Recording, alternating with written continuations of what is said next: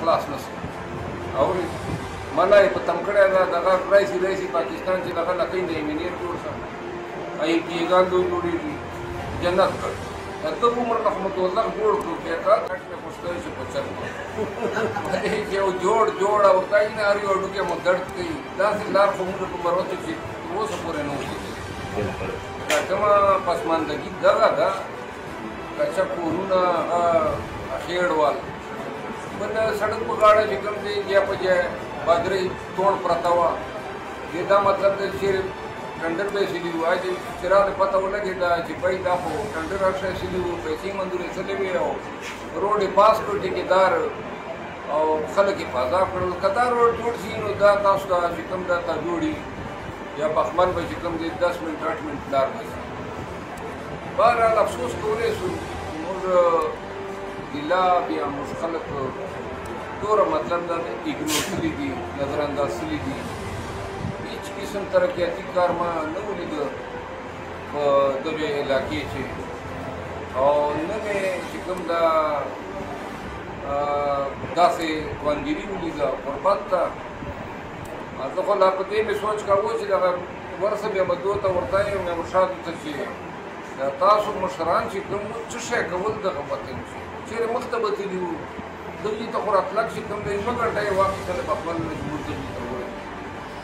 او ګرمي خو په طرف چې څه حال دا خو شاته ټول وس راسي دا شمسي ګټولي دي او بجلي خو به نه وي بهرحال برګۍ په خلکو دې خدای رحم وکړي زندګي سهولت یو نشته دا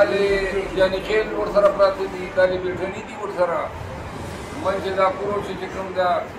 امن او امان مسلې هم ورته جوړېږي نو دا خلک چې کوم دي هسې رواجن ډېر غیرتي خلک دي ساده خلک دي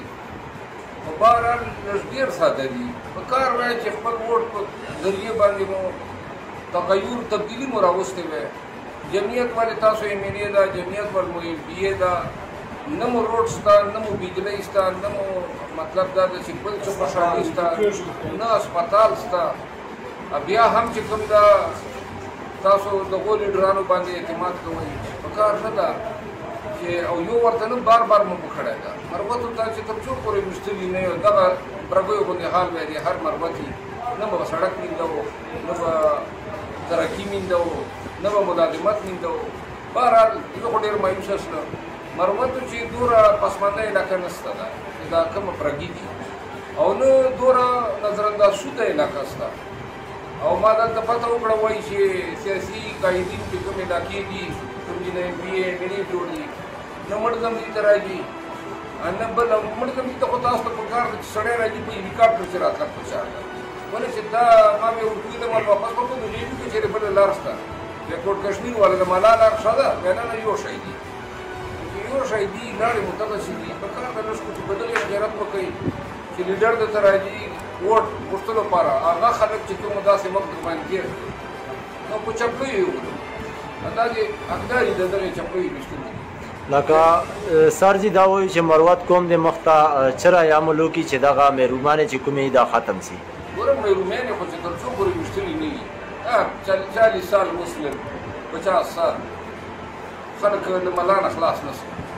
اورې ملای په تمکړه دا دغه رئیس پاکستان چې دغه لکې نه ایمنیت جوړ شو ای پیګان دوی جوړیږي جنت کړ ته عمر رحمت الله جوړ کړو چې کا تاسو جنت په دغه وټو لیکو دا عمر چې کوم دا چې عمر دا چې دا کوم حال د موږ خلکو جوړ دا نو پکار دا لکې حالت نسی بدلېدل چې تر څو پر ټوکر نه کوي او کله ټوکر لگانا ہے دغه خلکو ته په ټوکر ورکې په کړنی بیا ولي یو ځل جان جن اخلاص کو خدای مې د کسانی تبعی او کړه د عمر ور او د خصوص د دبس علاقو په ډیره ځای لشکوټي کدا د برګي خلک پیوسی یو برګي د غټ کلای دا کچېره دا تړونو کی ای بای موږ ووټ او خلکو ته نور کوو چې کوم مستقبلي نظر نه دی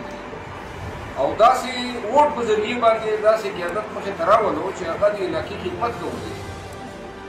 نو زه ډېر زیات مایوسه شوم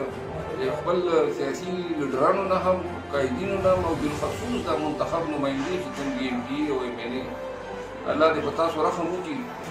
او پکار ده چې اوس لږ کوټي دي ملا اثر نه خلک